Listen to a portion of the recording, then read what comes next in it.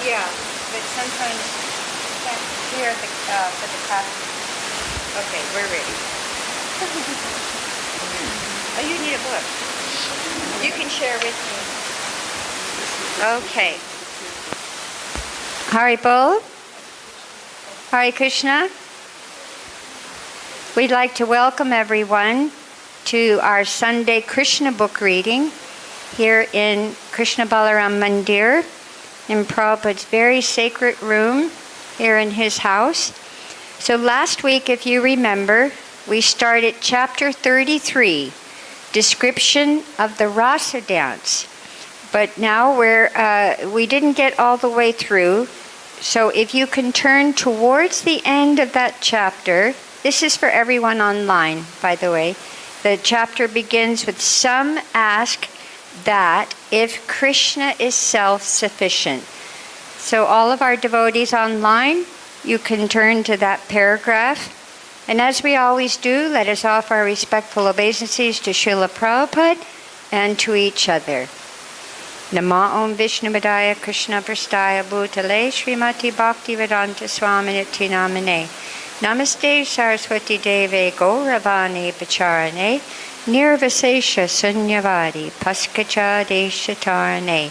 To each other, Vanchakalpatarubhyascha Kripa Sindhu Bhyevacha Patita Nam Pavanebhyo Vaishnavebhyo Namo Namaha. Now remember, when we're reading, to read slow and loud and hold the microphone right to your mouth. Okay? So we'll begin. Thank you, Srila Prabhupada. Some ask that if Krishna is self-sufficient, why did he at all manifest the pastimes with the gopis, which are disturbing to the so-called moralists of the world? The answer is that such activities show special mercy to the fallen conditioned souls. The gopis are expansions of his internal energy, but because Krishna wanted to exhibit the Rasa Leela, they appeared as ordinary human beings. In the material world, pleasure is ultimately manifested in the sex attraction between man and woman. The man lives simply to be attracted by women, and the woman lives simply to be attracted by men. That is the basic principle of material life. As soon as these attractions are combined, people become more and more implicated in material existence. In order to show them special favor, Krishna exhibited his Rasa Leela dance. It is just to captivate the conditioned souls. Since they are very much attracted by sex, they can enjoy the same life with Krishna and thus become liberated from the material condition. In the second canto of Srimad Bhagavatam, Maharaj Pariksit also explains that the pastimes and activities of Lord Krishna are medicine for the conditioned souls. If they simply hear about Krishna, they become relieved of the material disease. They are addicted to material enjoyment and are accustomed to reading sex literature.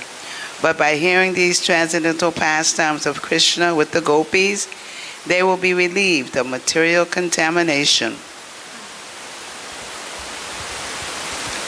How they should hear and from whom is also explained by Shukadeva Goswami.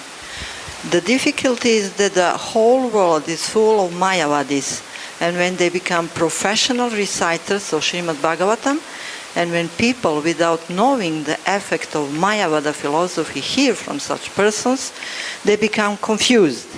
Discussion of the Rasa Leela among people in general is discouraged because they are affected by a Mayavada philosophy. But if one is advanced, explains, and people hear from him, certainly the hearers will be gradually elevated to the position of Krishna consciousness and liberated from material contaminated life.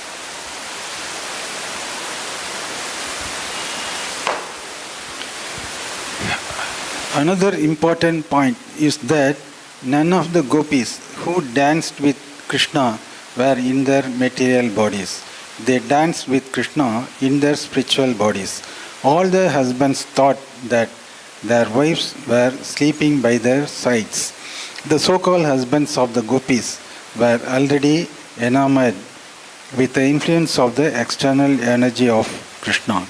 So by dint of this very energy, they could not understand that their wives had gone to dance with Krishna.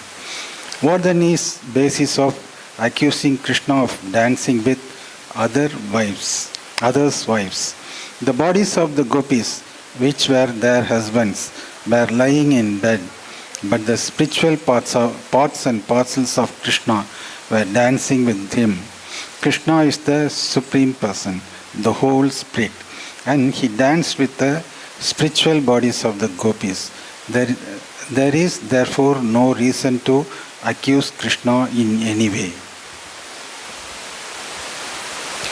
After the Rasa dance was over, the night of Brahma, a very, very long period, as mentioned in the Bhagavad Gita, turned into the Brahma Muhurta. The Brahma Muhurta takes place about 1.5 hours before sunrise. It is recommended that one should rise from bed at that time and after finishing daily ablutions, take to spiritual activities by performing Mangala Arati and chanting the Hare Krishna mantra. This period is very convenient for the execution of spiritual activities.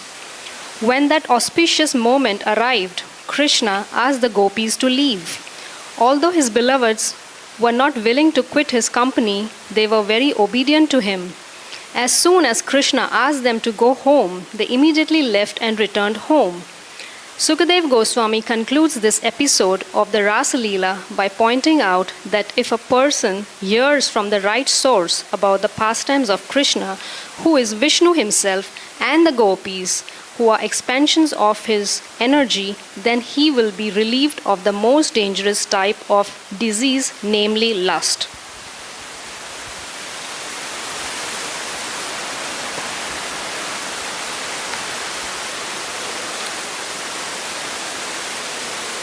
In other words, one who is actually here, the Rasa Leela, will become completely freed from the lusty desire of sex life and elevate to the highest level of the spiritual understanding. Generally, because they hear the Rasa Leela from Mayavadis and they themselves are Mayavadis, people become more and more impelled in sex life. The conditioned soul should hear the Rasa Leela dance from authorized spiritual master and be trained by him so that he can understand the whole situation. Thus, one can be elevated to the highest standard of spiritual life. Otherwise, one will be impaired. Material lust is a kind of heart disease. And to cure the material heart disease of the conditioned soul, it is recommended that one should hear but not form the impersonalist rascals. If one hears from the right source with right understanding, then his situation will be different. Sukadeva Goswami has used the word Shraddhavanvita for one who is trained in spiritual life. Shraddha or faith is the beginning. One who has developed his faith in Krishna as the Supreme Personality of Godhead, the Supreme Spirit Soul, can both describe and hear the Rasa Leela. Shukadeva also uses the word Anushrinyat. One must hear from the disciplic succession. Anu means following, and Anu also means always. So one must always follow the disciplic succession and not hear from any stray for professional reciter, whether a Mayavadi or an ordinary man. Anushriyat means that one must hear from an authorized person who is in the disciplic succession and is always engaged in Krishna consciousness. When a person hears the Rasa Leela in this way, the effect will be sure. He will be elevated to the highest position of spiritual life.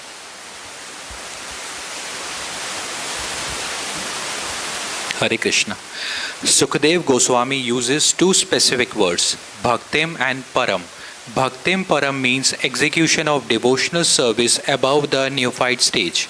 Those who are simply attracted to temple worship but do not know the philosophy of bhakti are in the neophyte stage. That sort of bhakti is not the perfectional stage. The perfectional stage of bhakti or devotional service is completely free from material contamination. The most dangerous aspect of contamination is lust or sex life. Bhaktim Param devotional service is so potent that the more one advances in this line, the more he loses his attraction for material life. One who is actually deriving benefit from hearing the Rasa Leela dance surely achieves the transcendental position. He surely loses all traces of lust in his heart. Srila Vishwanatha Chakravarti Thakura points out that according to the Bhagavad Gita, Brahma's day and Brahma's night are periods of solar years expanding to 4,300,000 multiplied by 1,000.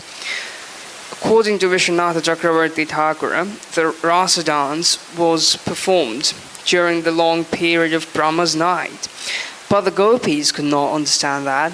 In order to fulfill their desire, Krishna extended the night to cover such a great period of time.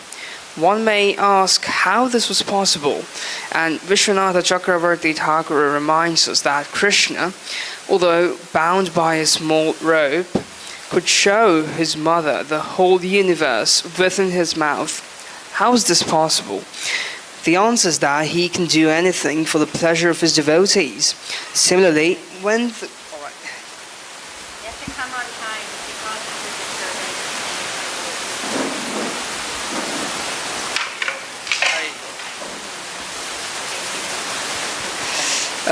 although bound by a small rope, could show his mother the whole universe within his mouth. How is this possible? The answer is that he can do anything for the pleasure of his devotees.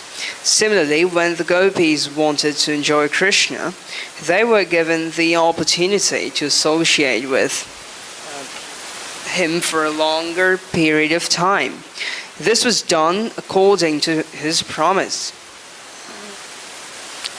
When Krishna stole the garments of the gopis, they were taking a bath at Chiraghata at the Yamuna.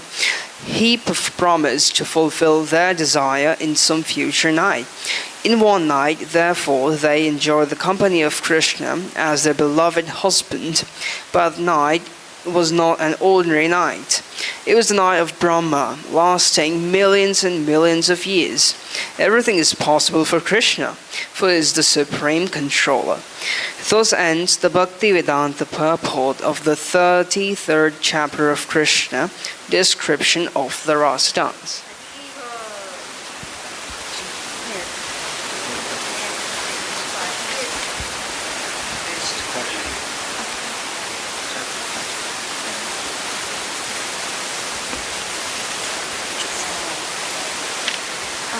Hare Krishna. Yeah. Once upon a time, the coward.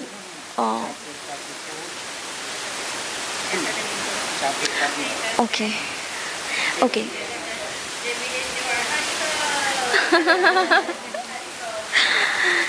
Okay. Before Vidyadhara liberated and the demon Sankaduta killed. Once upon a time, the coward. Okay, sorry. Once upon a time, the coward man of Vrindavan, headed by Nanda Maharaj, desired to go to Ambikavana to observe the Shivaratri ceremony. The Ras Leela was performed during the autumn, and after that, the next big ceremony is Holi, or the Dola Yatra ceremony. Between the Dola Yatra ceremony and the Rasa Leela ceremony, there is an important ceremony called Shiva Yatri, which is specially observed by the Shaivites or devotees of Lord Shiva. Sometimes the Vaishnavas also observe this ceremony because they accept Lord Shiva as the foremost Vaishnava, but the function of Shivaratri is not observed very regularly by the bhaktas or devotees of Krishna. Under the circumstances, Srimad Bhagavatam states that Nanda Maharaj and the other cowherd men once upon a time desired. This means that they were not regularly observing the Shivaratri function, but that once upon a time they wanted to go to Ambikavana out of curiosity. Ambikavana is somewhere in Gujarat province and it is said to be situated on the river Saraswati. Yet we do not find any Saraswati river in Gujarat province, although there is a river named Savarmati. In India, all the big places of pilgrimage are situated on the nice rivers like the Ganges, Yamuna, Saraswati, Narmada, Godavari and Kaveri. Ambikavana was situated on the bank of the Saraswati and Nanda Maharaja and all the other cowherd men went there.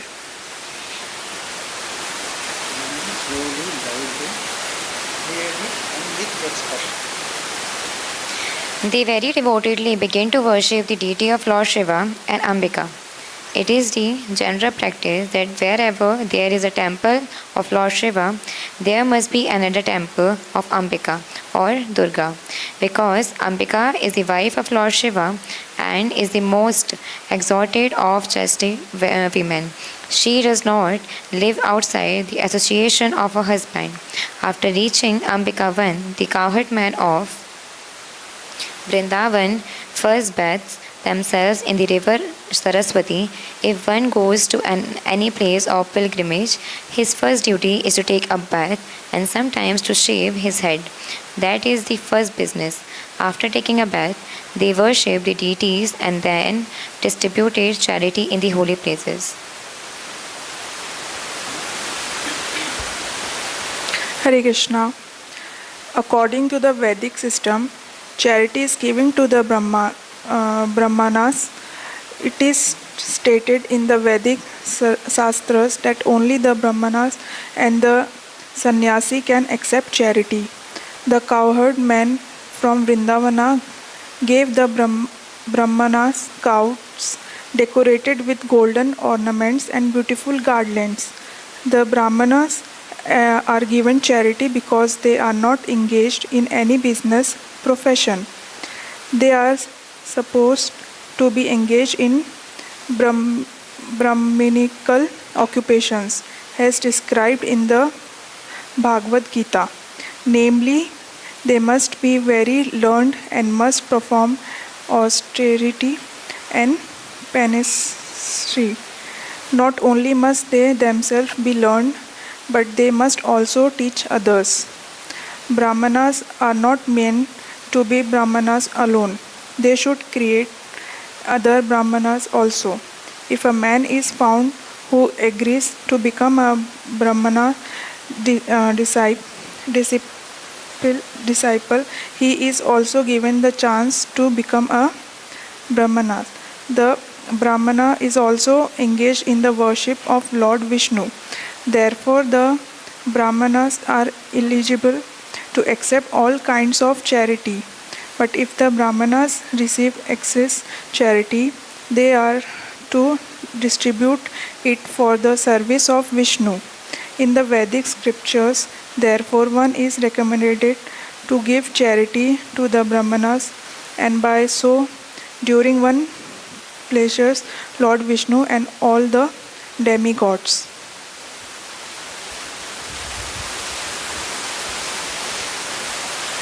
The pilgrims take a bath, worship the deity, and give charity. They are also recommended to fast one day. They should go to a place of pilgrimage and stay there for at least 3 days. The first day is spent fasting, and at night they can drink a little water because water does not break the fast. Okay. The cowherd men, headed by Nanda Maharaj, spent that night on the bank of the Saraswati. They fasted all day and drank a little water at night. But while they were taking rest, a great serpent from the nearby forest appeared before them and hungrily began to swallow up Nanda Maharaj. Nanda cried out helplessly, My dear son, Krishna, please come and save me from this danger. This serpent is swallowing me. When Nanda Maharaj cried for help, all the cowherd men got up and saw what was happening. They immediately took up burning logs and began to beat the snake to kill it. But in spite of being beaten with burning logs, the serpent was not about to give up swallowing Nanda Maharaj.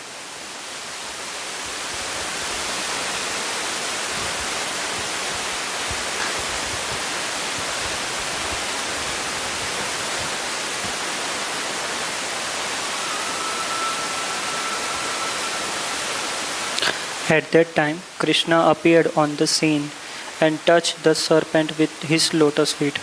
Immediately upon him being touched by the lotus feet of Krishna, the serpent shed its reptilian body and appeared as a very beautiful demigod named Vidyadhara. His bodily features were so beautiful that he appeared to be worshipable. There was a luster and effulgence emanating from his body, and he was garlanded with a gold necklace. He offered obeisances to Lord Krishna and stood before him with great humility. Krishna then asked the demigods, "You appear to be a very nice demigod and to be favored by the goddess of fortune. How is it that you perform such abominable activities that you got the body of a serpent?" The demigod then began to narrate the story of his previous life.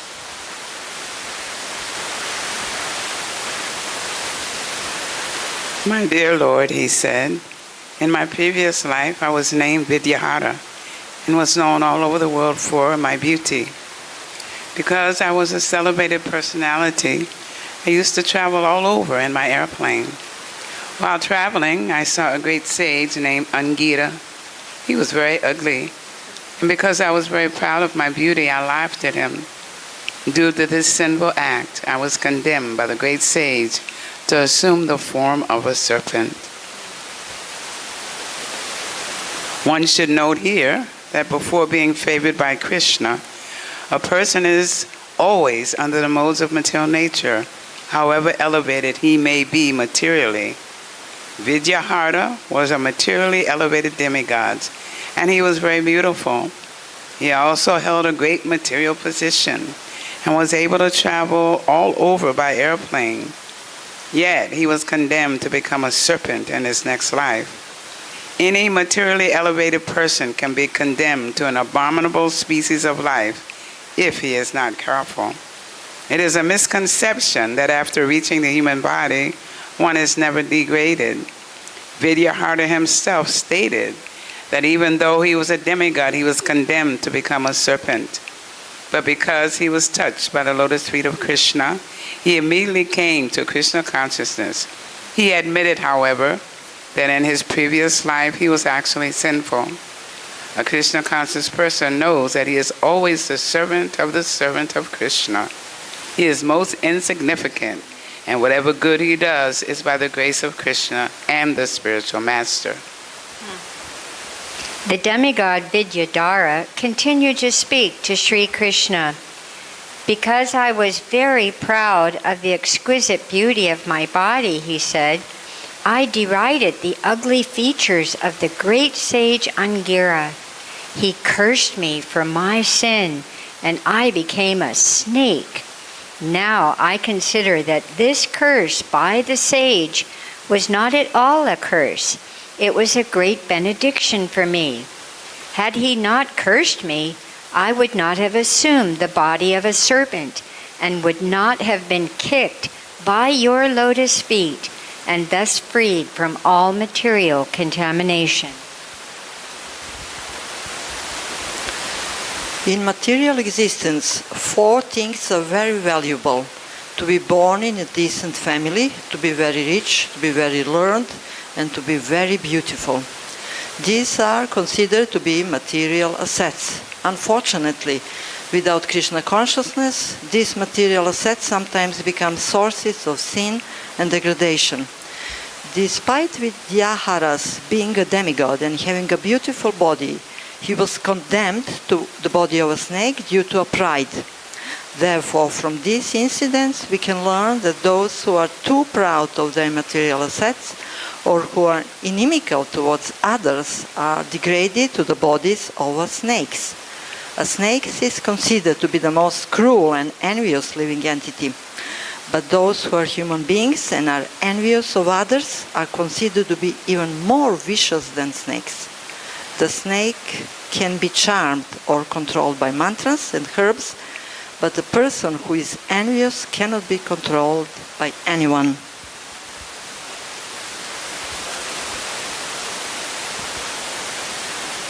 My dear Lord, Vidyadhara continued, now since I think I have become freed from all kinds of sinful activities, I am asking your permission to return to my abode, the heavenly planets.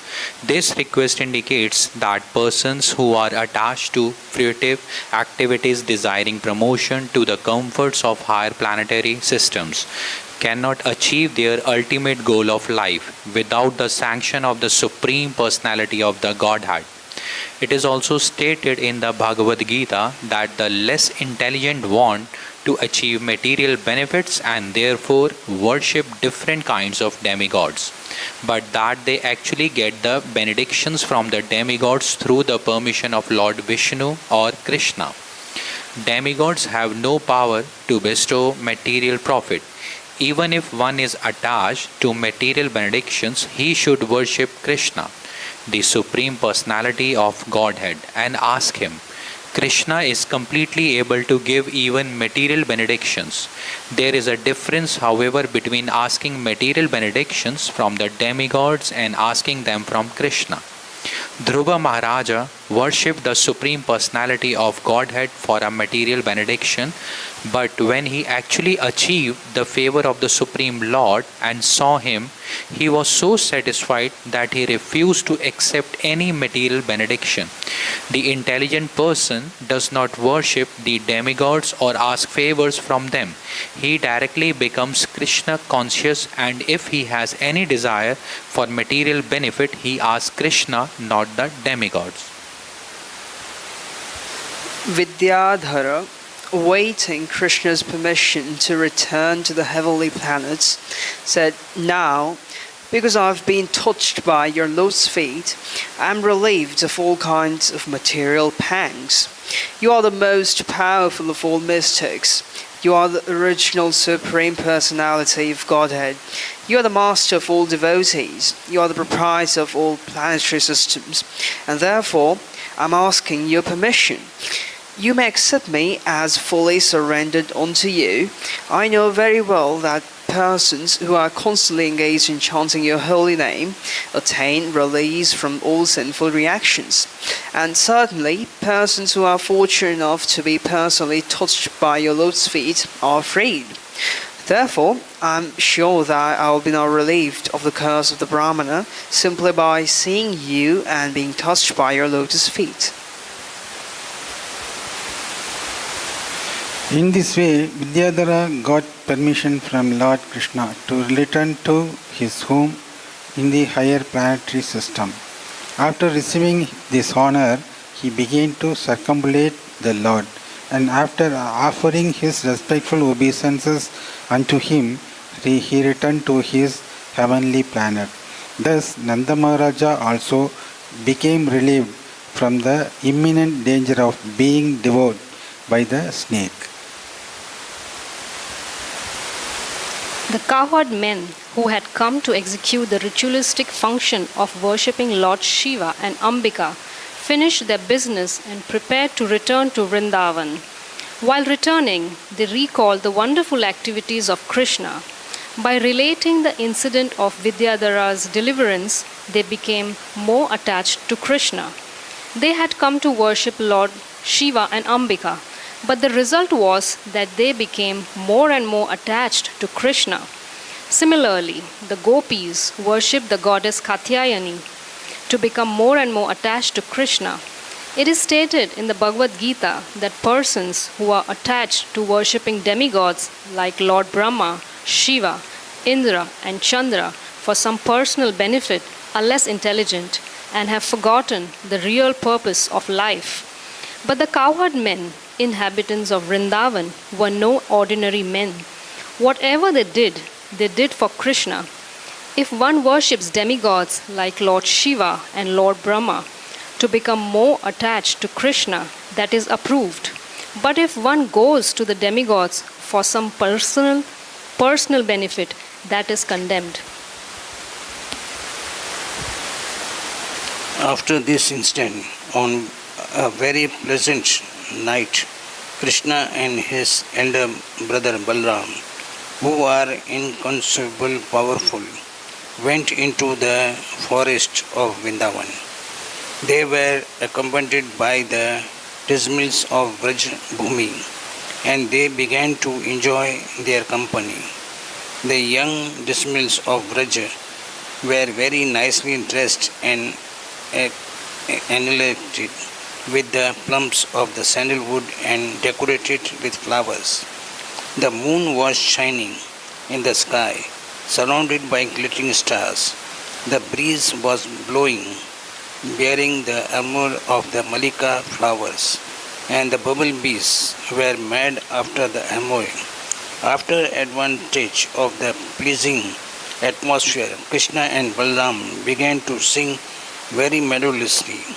The dismals became so absorbed in their rhythm songs that they almost forgot themselves. Their hair loosened, their clothes slackened, and their garlands began to fall to the ground.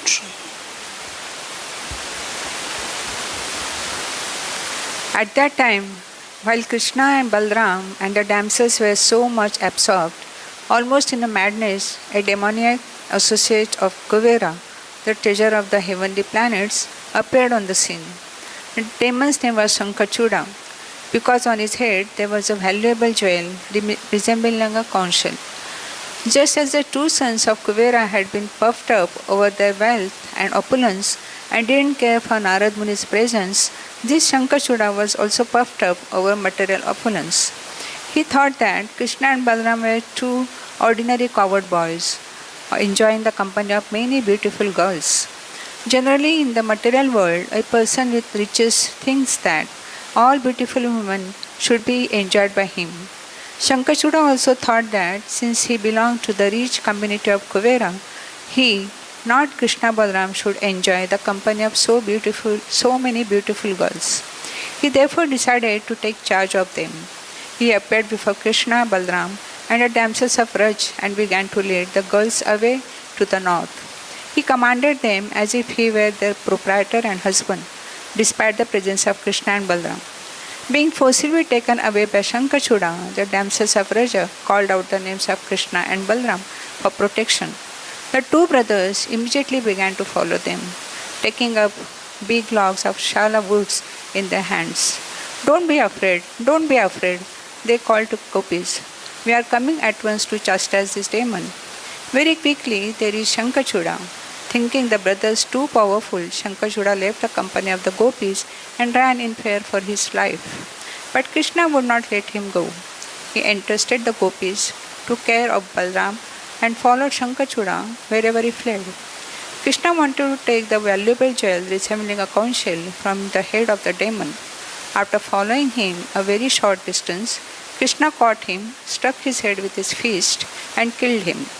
He then took the valuable jewel and returned, in the presence of all damsels of Raja. He presented the valuable jewel to his elder brother Balram. Thus ends the Bhaktivedanta purport of the 34th chapter of Krishna, Vidyadhara liberated and the demon Shankachuda killed.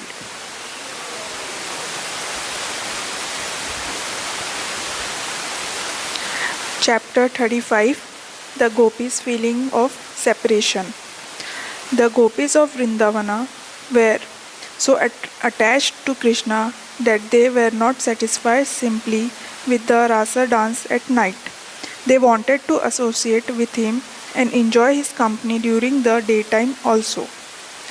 When Krishna went to the forest with his cowherd boyfriends and cows, the gopis did not physically take part, but their hearts went with him.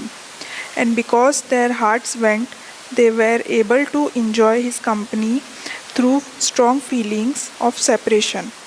To acquire his strong feeling of separation is the teaching of Lord Chaitanya and his direct disciples, the six Goswamis. When we are not in physical contact with Krishna, we can associate with him like the gopis through feelings of separation. Krishna's transcendental from qualities, pastimes, and entourage are all identical with him. There are 9 different kinds of devotional service.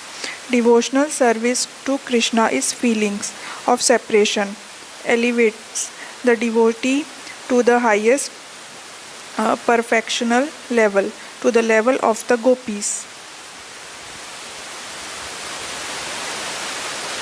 It is stated in Srinivasacharya's prayer to the six Goswamis that they left the material opulences of government service and the princely status of life and went to Vrindavan, where they lived just like ordinary mendicants, begging from door to door. But they were so much enriched with the gopis' feelings of separation that they enjoyed transcendental pleasure at every moment. Similarly, when Lord Chaitanya was at Jagannath Puri, he was the role of Radharani, feeling separation from Krishna.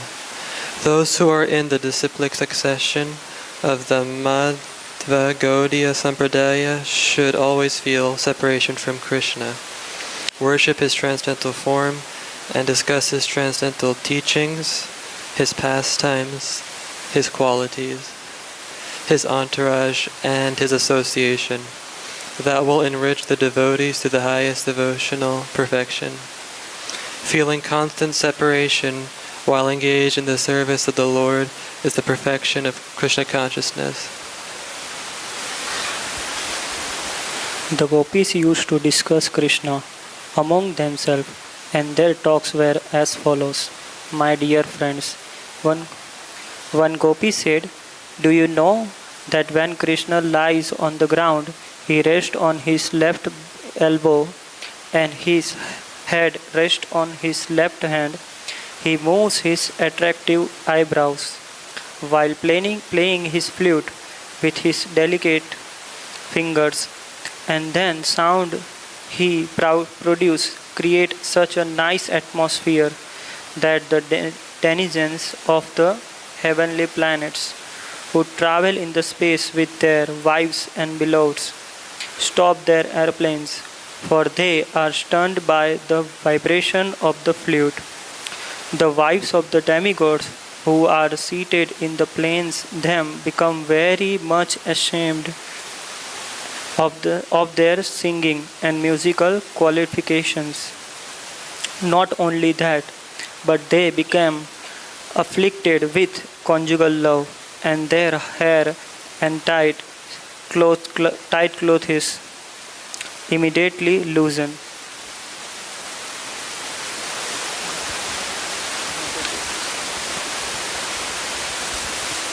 Another gopi said, my dear friends, Krishna is so beautiful that the goddess of fortune always remains on his chest, and he is always adorned with a golden necklace.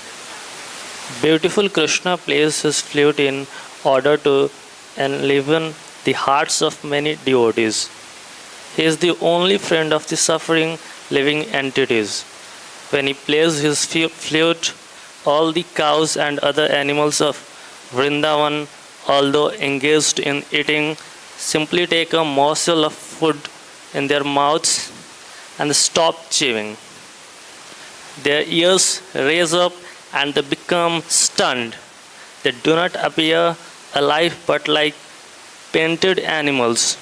Krishna's flute playing is so attractive that even the animals become enchanted. And what to speak of ourselves?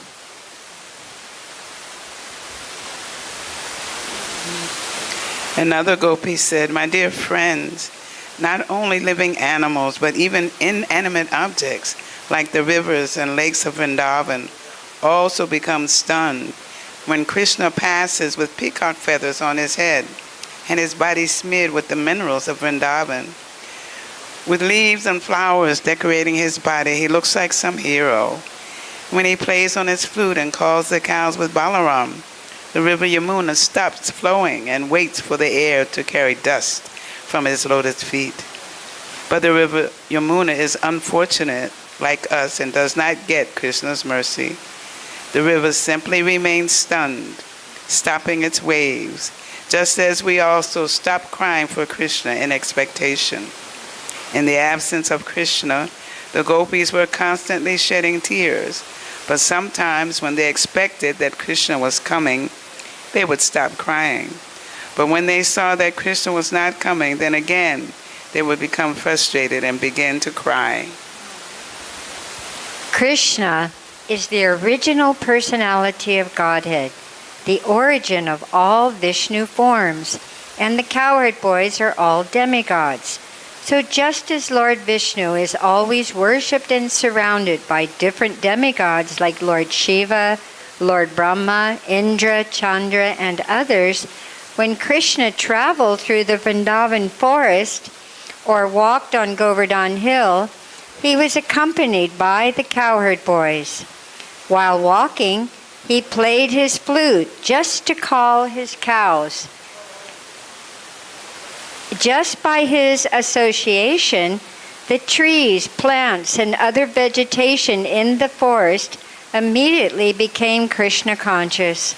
A Krishna conscious person sacrifices everything for Krishna. Although the trees and plants were not very advanced in consciousness, by the association of Krishna and his friends, they also became Krishna conscious. They then wanted to deliver everything, whatever they had, namely their fruits, flowers, and the honey, incessantly falling from their branches. When Krishna walked on the bank of the Yamuna, he was seen nicely decorated with tilak on his face. He was garlanded with different kinds of forest flowers, and his body was smeared with the pulp of sandalwood and tulasi leaves. The bumblebees became mad after the fragrance and sweetness of the atmosphere and began to hum.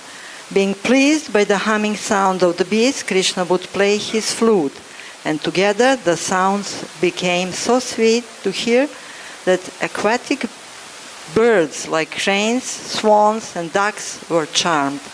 Indeed, instead of swimming or flying, they became stunned. They closed their eyes and entered a trance of meditation in worship of Krishna.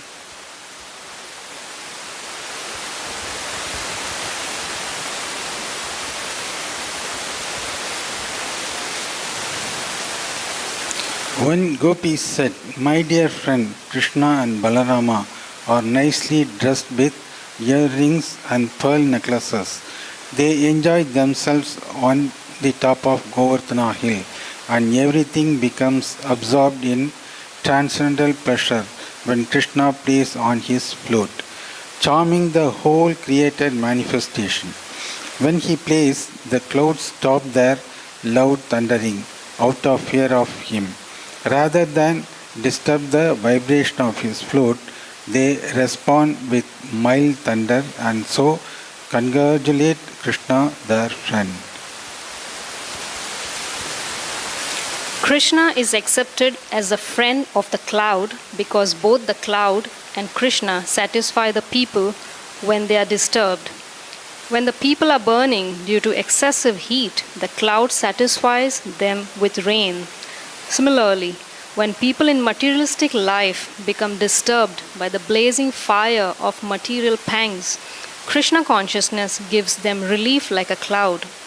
The cloud and Krishna, having the same bodily color also, are considered to be friends. Desiring to congratulate its superior friend, the cloud poured not water but small flowers and covered the head of Krishna just like an umbrella to protect him from the scorching sunshine. One of the gopis told Mother Yashoda, "My dear mother, your son is very expert among the cowherd boys. He knows all the different arts of how to tend the cows and how to play the flute. He composes his own songs, and to play them, he puts his flute on his mouth. When he plays either in the morning or in the evening, all the demigods, including Lord Shiva, Brahma, Indra, and Chandra, bow their heads and listen with great attention. Although they are very learned and expert, they cannot understand the musical arrangement of Krishna's flute. They simply listen attentively and try to understand, but they become bewildered and nothing more." Another gopi said, "My dear friends, when Krishna returns home with his cows, the footprints of the soles of his feet with flags, thunderbolt, trident, and lotus flower relieve the pain the earth feels when the cows traverse it. He walks in a stride which is so attractive, and he carries his flute. Just by looking at him, we become lusty to enjoy his company. At that time, our movement ceases. We become just like the trees and stand perfectly still, unaware that our hair and clothes are loosening."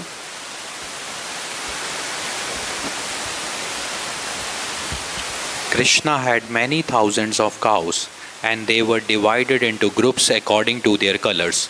They were also differently named according to color. When he would prepare to return from the pasturing ground, he would gather all the cows, as Vaishnavas count 108 beads, which represent the 108 individual gopis.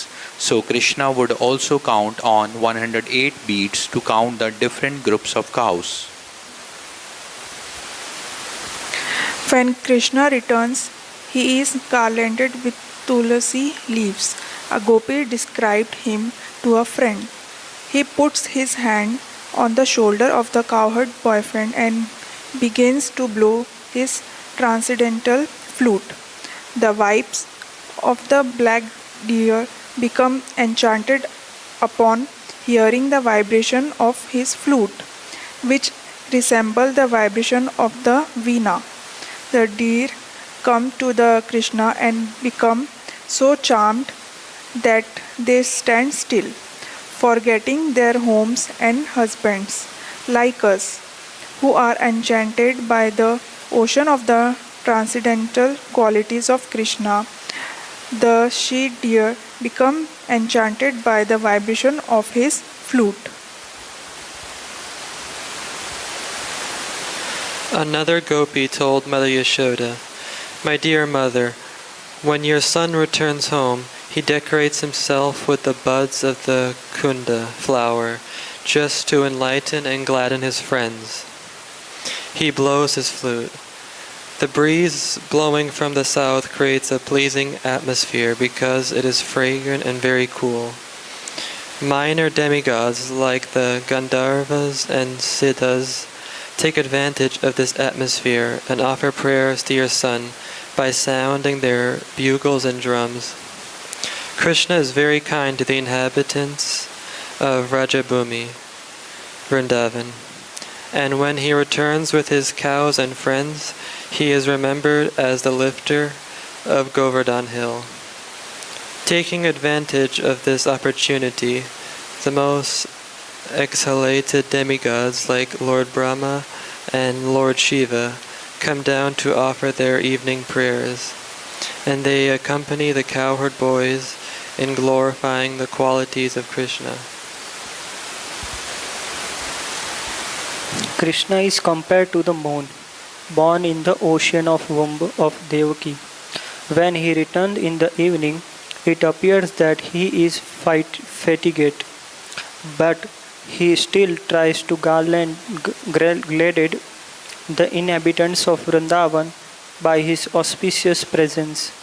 When Krishna returns garlanded with the flowers, his face looks beautiful, adorned with golden earrings.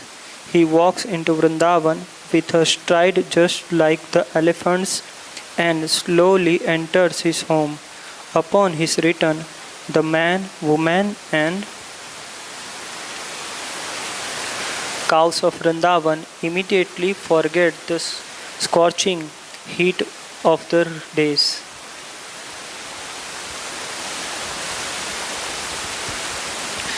Such description of Krishna's transcendental pastimes and activities were remembered by the gopis during his absence from Vrindavan.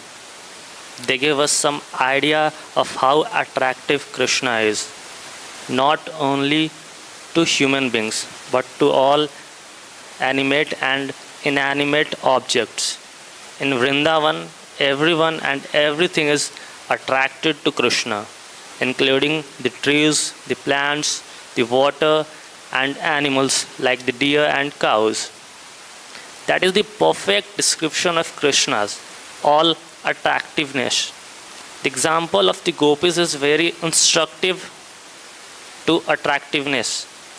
The example of gopis is very instructive to person who are trying to be absorbed in Krishna consciousness.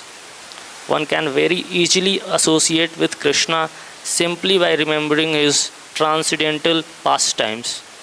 Everyone has a tendency to love someone. That Krishna should be the object of love is the central point of Krishna consciousness. By constantly chanting the Hare Krishna mantra and remembering the transcendental pastimes of Krishna, one can be fully in Krishna consciousness and thus make his life sublime and fruitful. Thus ends the Bhaktivedanta purport of the 35th chapter of Krishna, the gopis' feeling of separation. Hari Bol.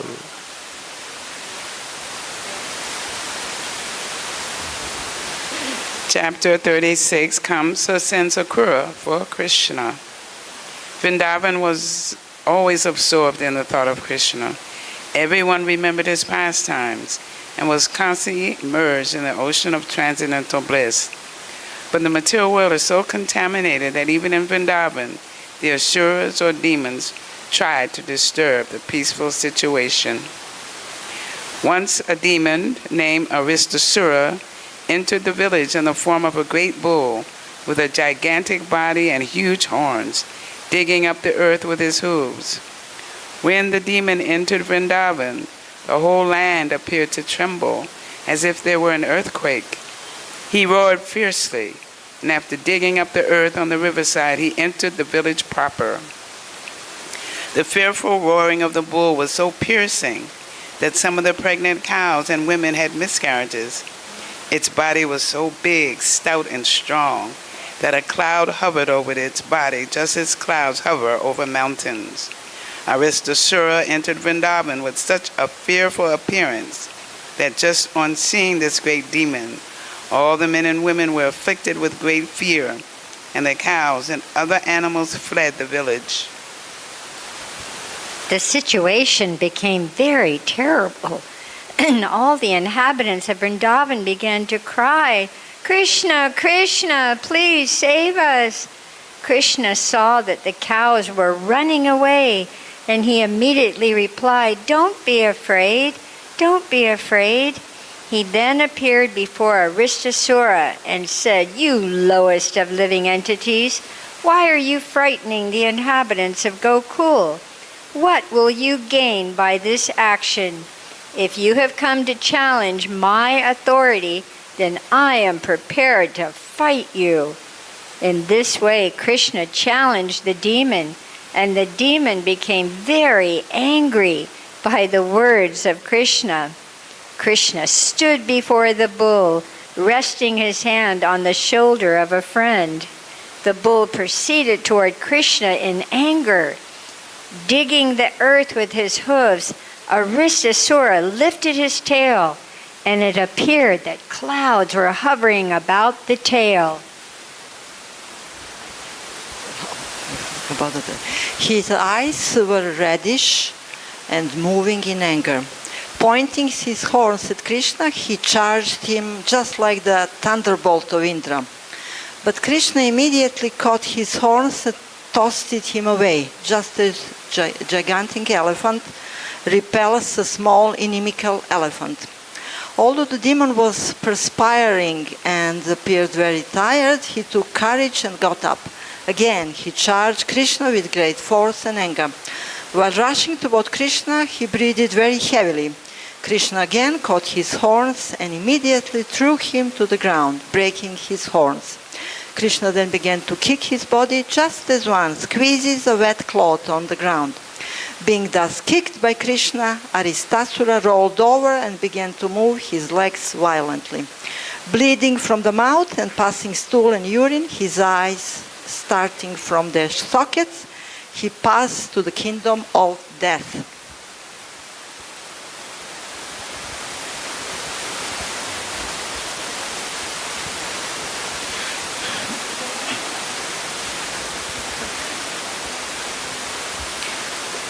The demigods in the celestial planet showered flowers on Krishna for his wonderful achievement. Krishna was already the life and soul of the inhabitants of Vrindavana, and after killing this demon in the shape of a bull, he became the cynosure of all eyes. With Balarama, he triumphantly entered Vrindavan village, and the inhabitants glorified him. And Balarama with great jubilation. When a person performs some wonderful feat, his kinsmen and relatives and friends naturally become jubilant. It was after this incident that the great sage Narada disclosed the secret of Krishna.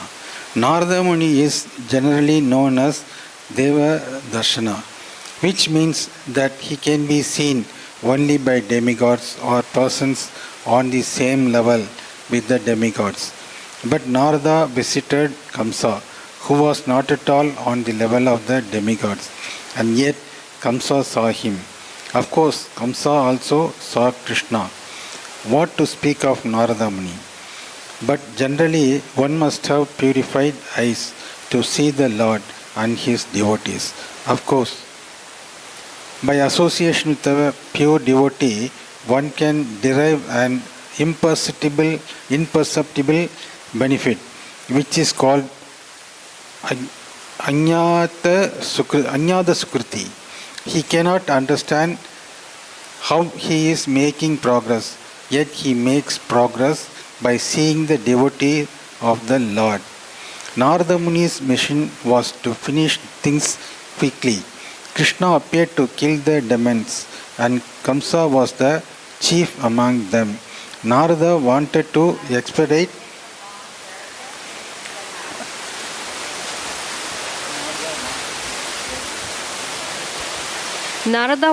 expedite things. Therefore, he immediately approached Kamsa with all the real information. You are to be killed by the eighth son of Vasudeva. Narada told Kamsa that the eighth son is Krishna. You are misled by Vasudeva into believing that the eighth issue of Vasudeva was a daughter. Actually, the daughter was born to Yashoda, the wife of Nanda Maharaj, and Vasudeva exchanged his son for the daughter. So you were misled. Krishna is the son of Vasudeva, as is Balaram. Being afraid of your atrocious nature, Vasudeva has tactfully hidden them in Vrindavan out of your sight. Narada further informed Kamsa, Krishna and Balaram have been living incognito in the care of Nanda Maharaj. All the asuras, your companions, who were sent to Vrindavan to kill different children, were killed by Krishna and Balaram. As soon as Kamsa got this information from Narada Muni, he took out his sharp sword and prepared to kill Vasudeva for his duplicity. But Narada pacified him. You are not to be killed by Vasudeva, he said. Why are you so anxious to kill him? Better my better by to kill Krishna and Balaram, but in order to satisfy his warmth, Kamsa arrested Vasudeva and his wife and shackled them in the iron chains. Acting on the new information, Kamsa immediately called for the Kesi demon and asked him to go to Vrindavan immediately to kill Balaram and Krishna. Is actually Kamsa asked Kesi to go to Vrindavan to be killed by Krishna and Balaram and thus get salvation. Then Kamsa called for his expert elephant trainer as well as for the wrestlers Charu and Mustaka, Sala, Toshila, etc. And he told them, my dear, try to hear me attentively. At Nand Maharaj place in Vrindavan, there are two brothers, Krishna and Balaram. They are actually two sons of Vasudeva. As you know, I have been destined to be killed by Krishna. There is a prophecy to this effect. Now I am requesting you to arrange for the wrestling match. People from different parts of the country will come to see the festival. I will arrange to get those two boys here and you will try to kill them in the wrestling area. Wrestling matches are still enjoyed by people in northern India, and it appears from the statement of Srimad Bhagavatam that 5,000 years ago, wrestling was also popular. Kansa planned to arrange such a wrestling competition and to invite people to visit. He also told the trainers of the elephants, be sure to bring the elephant named Kuvalaya Pida and keep him at the gate of the wrestling arena. Try to capture Krishna and Balaram on their arrival and have the elephant kill them. Kansa also advised his friends to arrange to worship Lord Shiva by offering animal sacrifices and performing the sacrifices called Dhanuryagya, and the sacrifice performed on the 14th day of the moon known as the Chaturdashi. This date falls 3 days after Ekadashi and it is set aside for the worship of Lord Shiva. One of the plenary portion of Lord Shiva is called Kala Bhairava. This form of Lord Shiva is worshipped by demons who offer animals killed before him. The process is still current in India in a place called Vaidyanath Dham, where demons offer animal sacrifices to the deity of Kala Bhairava. Kansa belonged to this demonic group. He was also an expert diplomat, and so he quickly arranged for his demon friends to try to kill Krishna and Balaram.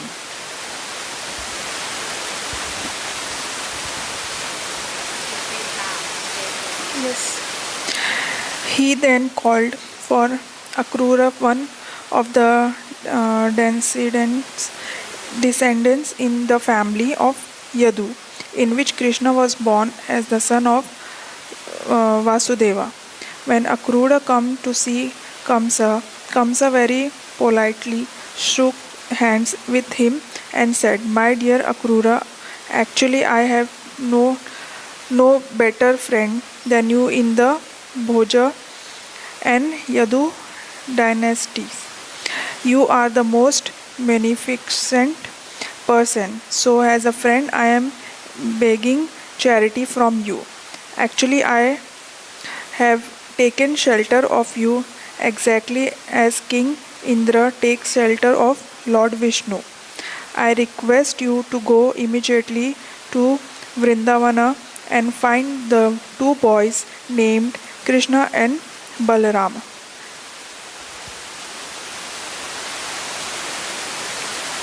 They are the sons of Nanda Maharaj. Take this nice chariot, especially prepared for the boys, and bring them here immediately. That is my request to you. Now my plan is to kill these two boys. As soon as they come in the gate, there will be a giant elephant named Kuvalyapida waiting, and possibly he will be able to kill them. But if somehow or other they escape, they will next meet the wrestlers and will be killed by them. That is my plan. After killing these two boys, I shall kill Vasudeva and Nanda, who are supporters of the Vrishni and Bhoja dynasties. I shall also kill my father Ugrasena and his brother Devaki, because they are actually my enemies and are hindrances to my diplomacy and politics. Thus I shall get rid of all my enemies. Jarasandha is my father-in-law, and I have a great monkey friend named Divida. With their help it will be easy to kill all the kings on the surface of the earth who support the demigods. This is my plan. In this way I shall be free from all opposition, and it will be very pleasant to rule the world without obstruction. You may know also that Sambara, Narakushara, and Banashura are my intimate friends, and when I begin this war against the kings who support the demigods, they will help me considerably. Surely I shall be rid of all my enemies. Please go immediately to Vrindavan and encourage the boys to come here to see the beauty of Mathura and take pleasure in the wrestling competition.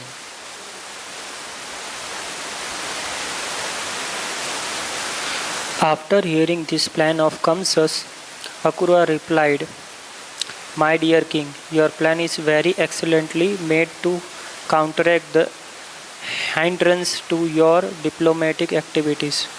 But you should maintain equilibrium, for the result of your activities may be fruitful or may not be fruitful. After all, man possesses, God disposes. We may make very great plans, but unless they are sanctioned by the supreme authority, they will be failed. Everyone in this material world knows that the supernatural power is the ultimate disposer of everything. One may make a very great plan with his fertile brain, but he must know that he will be subjected to the fruits, misery and happiness. But I have nothing to say against your proposal. As a friend, I shall carry out your order and bring Krishna and Balram here as your desire. After instructing his friends in various ways, Kamsa retired, and Akrura went back to his home. Thus ends the Bhakti-Vedanta purport of the 36th chapter of Krishna. Kamsa sends Akrura for Krishna. Hari Bol. So thank you, Srila Prabhupada, for allowing us to come and read Krishna book to you. This ends our hourly Sunday Krishna book reading, and you can come back next week where we'll be reading the chapter, what's it called? Chapter 37, the name? The killing of the Keshi demon and Vyomasura. So as we always do, let's offer our respectful obeisances to Srila Prabhupada and to each other.